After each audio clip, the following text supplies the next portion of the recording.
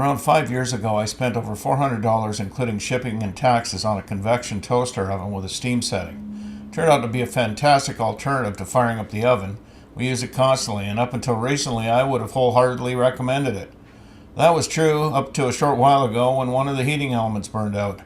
I inquired about purchasing a replacement part, and I was told that there was no consumer replaceable part available. What? For want of a $30 part, I have to scrap a $400 convection oven? At that point, my head caught fire and exploded.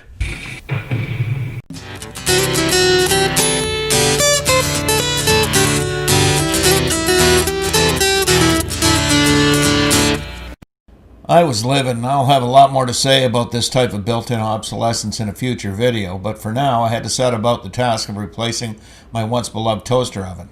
If these items are going to be treated as disposable by the manufacturer, I want to pay disposable prices, so I looked in the price range of around $100. It wasn't long before I'd narrowed it down to two candidates based on availability, manufacturer reputation, and user reviews. I went with the Toshiba model because it had slightly more favorable reviews and a rotisserie, a feature I've never had before in the kitchen and something I was sure to have lots of fun with. I was forced to forego the steam function of my old unit, but I'll live with that. I ordered it on Amazon.ca. It arrived 4 days later, so let's see what's in the box.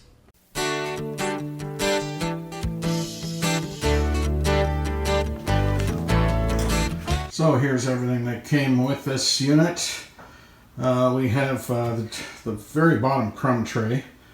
The rack that goes into 3 adjustable positions. This is actually a rack. This is actually a rack holder. This is the drip tray, and I'm a bit disappointed. There's no rack in. And here is the rotisserie attachment. You can see the handle for removing the rotisserie bar and the 2 adjustment brackets for holding the food piece tightly on the rotisserie bar. And of course the user manual. After hand washing all of these parts with dish soap, rinsing and drying, the next thing I always do when I receive a unit like this is to bake something moist that will permeate the interior of the unit and get rid of the factory metal smell. I happen to have a crust of bread and some honey handy, which will do quite nicely. I'll put it in for a half hour on convection bake and let the convection fan circulate through the entire unit.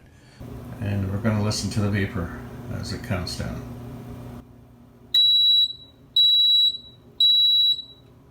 3 loud beeps? Okay, I can live with that. Now it has just finished 30 minutes at 300 degrees on the convection setting. These sides are warm. I can actually put my hand on it, it's just warm. That is just warm. This is very hot. That's actually hot to the touch, but not scalding or anything like that. But the back here is another story altogether. I could fry an egg on that surface.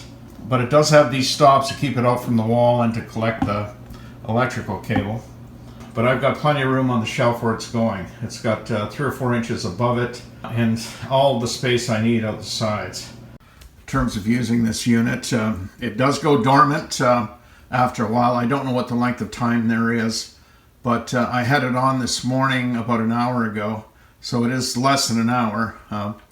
And you're just basically pushing any button will bring it back to life. And this selection advances with each setting on the dial. I'm going to go to convection. I'm going to reduce the time, which is the bottom button. Of course, it says right on it. It's 2 minutes. Okay, so I'm going to go to 2 minutes, and then I'm going to reduce the heat substantially. I'm just putting this on for 2 minutes as a... So the way the buttons are set up, it's the top is the function. You saw me rotating through those functions. The next one down is the temperature, and then the bottom one is the time, the length of time you want it. And then you see how I've set it. It's just a matter of pushing the start button. Away she goes. Now you can barely hear that convection fan. That's good news. So let's talk about the size of this unit. Measure front to back. You have 11.5 inches. You can put a pan in it will and not touch the back if it's 11.5 inches. The cavity is actually 12. Width-wise, it's 12.5 inches, so a 12-inch pan goes in there quite nicely. From the lower rack to the top, you have just under 6 inches. And you can't really go any lower than that, so you're 5 3/4 inches this way. Most useless things that came with it is this. This will get lost, obviously. And what it's for is moving a hot rack. Now, the reason I say it's useless, I'll be using oven mitts. I wish that had been invested into this to actually make a screen or a grate, something like that. This didn't come with the unit. That's all that came with the unit for cooking. I happen to have one from another unit. This actually came with my Cuisinart, so I can actually use that. Fits in quite nicely. One of the bonuses of this is all of my stuff fits in there. All of my pans fit in there nicely. I've got a flared handle 9x9 pan. Goes right in there, no problem. That did not go into the Cuisinart.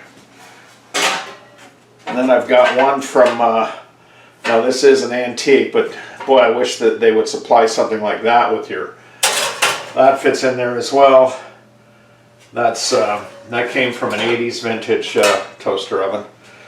They don't make them like that anymore. So this unit here is, you see where it's placed. See where it's placed, and it's on a primitive shelf. There's space all the way around. I have heat exiting here, here. The back gets very hot, so the standoffs are keeping it about 1.5 inches from the back panel of the shelf. But I've also allowed about another inch, so it's 2.5 inches from the back panel. I've got 3 inches over here. So there won't be an issue, plus the fact that these shelves are primitives. If they get a little roughed up from the heat, doesn't matter, who cares. So all in all, the unit in terms of its shape and size, now appreciate this is a cheap build. It does not compare to the $350 unit that I had purchased previously. It's a cheap build, it's light, everything seems a little on the flimsy side. But if I were to get the same length of time out of this as I did out of the other one, which was about 4.5 years, if I were to get 4.5 years out of this, that would be a dream. All in all, this is a very nice unit, very easy to use. And so far, so good.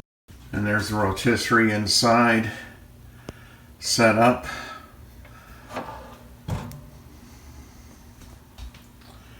And that's what the unit looks like,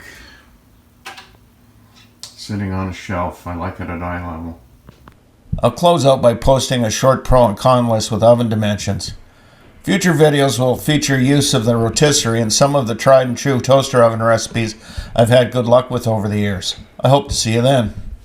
When the stars won't shine for you, and your dreams turn black and blue, on those dark nights you'll be alright, I'll be right there with you. Together we'll see it through. When the stars won't shine for you, and your dreams turn black and blue, on those dark nights you'll be alright, I'll be right there with you. Together we'll see it through.